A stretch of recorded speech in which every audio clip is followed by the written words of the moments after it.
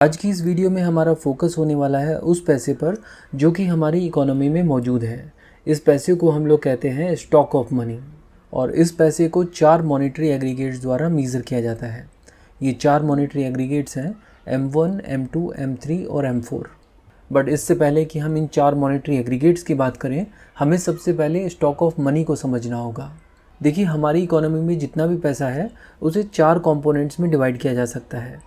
पहला कंपोनेंट है currency in circulation, दूसरा कंपोनेंट है डिपॉजिट्स विद RBI, तीसरा कंपोनेंट है वो पैसा जो कि बैंक्स के पास रखा हुआ है और चौथा कंपोनेंट है वो पैसा जो कि पोस्टल ऑफिसेज में जमा कराया गया है। करेंसी इन सर्कुलेशन 2 तरह की हो सकती है, एक तो वो जो जनरल पब्लिक के हाथ में है कैश के रूप में, और दूसरा वो पैसा जो कि बैंक का अपना पैसा है और बैंक ने उसे कैश की फॉर्म में अपने पास रखा हुआ है। इसी तरह RBI के पास जो डिपॉजिट्स हैं उन्हें भी 2 पार्ट्स में क्लासिफाई किया जा सकता है। एक तो वो डिपॉजिट जो कि बैंक्स ने RBI के पास रखे हुए हैं और इसके अलावा जितने भी बाकी डिपॉजिट्स RBI के पास हैं उन्हें हम लोग कैटेगराइज करते हैं as other deposits with RBI। अब आती है बात बैंक्स की, तो बैंक्स के पास जो भी पैसा है उसे हम लोग 2 पार्ट्स में क्लासिफाई कर सकते हैं। पहला कंपोनेंट है डिमांड डिपॉजिट और दूसरा कंपोनेंट है टाइम डिपॉजिट, जिसे हम लोग फिक्स्ड डिपॉजिट भी कहते हैं। और यही सेम क्लासिफिकेशन एग्जिस्ट करता है उस पैसे के लिए जो कि पोस्ट ऑफिस के पास है। तो हम लोग यहाँ पर देख सकते हैं कि इन चारों कंपोनेंट्स के 2-2 पार्ट्स हैं, क्योंकि इसी के बेस पर RBI अपनी मॉनेटरी पॉलिसी फॉर्मुलेट करता है।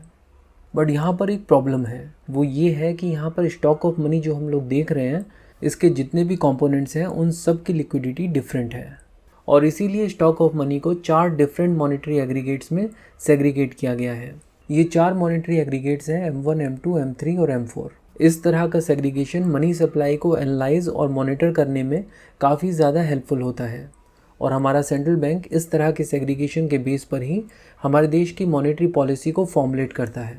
तो चलिए देखते हैं कि ये मॉनेटरी एग्रीगेट्स किस तरह से कैलकुलेट किए जाते हैं। अब यहाँ पर इस लिस्ट में हम लोग M0 यानी रिजर्व मनी को भी शामिल कर लेते हैं। इससे हम लोगों को एक बेटर पर्सपेक्टिव मिल पाएगा। तो चलिए सबसे पहले यही देख लेते हैं कि M0 को किस तरह से कैलकुलेट किया जाता है। देखिए, अगर हम लोग करेंसी इन सर्कुलेशन और RBI के पास जितनी भी डिपॉजिट्स हैं उन सबको ऐड कर दें तो ये जो वैल्यू आएगी ये होगी M0। इसके अलावा अगर हमें M1 को कैलकुलेट करना है तो हमें देखना होगा कि पब्लिक के पास कितना फिजिकल कैश है, उसके अलावा RBI के पास कितने अदर डिपॉजिट्स हैं और हमारे देश के सारे बैंक्स के पास कुल मिलाकर कितने डिमांड डिपॉजिट्स हैं। इसके बाद अगर हमें M2 को कैलकुलेट करना है तो हमें M1 के ऊपर पोस्टल ऑफिस के सारे डिमांड डिपॉजिट्स को भी ऐड करना होगा। इसी तरह अगर हमें M3 को कैलकुलेट करना है तो हमें M1 के ऊपर के सारे बैंक्स के टाइम डिपॉजिट्स को भी ऐड करना होगा और M4 को कैलकुलेट करने के लिए हमें M3 के ऊपर पोस्टल ऑफिस के डिमांड डिपॉजिट और टाइम डिपॉजिट्स दोनों को ऐड करना होगा। अब यहाँ पर ये तो हम जानते ही हैं कि M0 रिजर्व मनी है जो हमारी इकोनॉमी की base level of money supply को रिप्रेजेंट करता है। इसे high powered money, basic money और प्राइमरी मनी भी कहा जाता है और इसे बाकी सभी फॉर्म ऑफ मनी का सोर्स माना जाता है। अब यहाँ पर ये जो M1 और M2 है ये most liquid form of money है क्योंकि ये ट्रांजेक्शन्स के लिए रेडिली अवेलेबल है। इसे नैरो मनी भी कहा जाता है क्योंकि यहाँ पर बैंक्स के टाइम डिपॉजिट्स को इंक्लूड नहीं किया गया है और ऐसा इसलिए क्योंकि हम ये ऑलरेडी देख चुके हैं कि हमारी इकोनॉमी का सबसे ज़्यादा पैसा बैंक्स के टाइम डिपॉजिट्स में ही रखा है और यही रीज़न है जिसकी वजह से M3 और M4 को ब्रॉड मनी कहा जाता है क्योंकि यहाँ पर बैंक्स के टाइम डिपॉजिट्स को इंक्लूड किया गया है।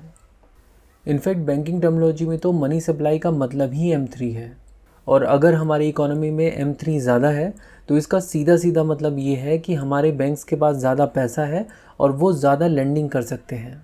अब यहाँ पर एक चीज़ और ध्यान रखिए कि M4 के केस में नेशनल सेविंग सर्टिफिकेट्स को इंक्लूड नहीं किया गया है। तो हमने देखा कि M1 और M2 नैरो मनी को रिप्रेजेंट करते हैं और M3 और M4 ब्रॉडर मनी को रिप्रेजेंट करते हैं। लेकिन अगर बात की जाए लिक्विडिटी की तो लिक्विडिटी सबसे ज़्यादा हाई होती है M1 के केस में और सबसे कम होती है M3 और M4 के केस में। और जो फॉर्मूले हम लोगों ने ऑलरेडी डिस्कस कर लिए हैं वो आप यहाँ पर देख सकते हैं।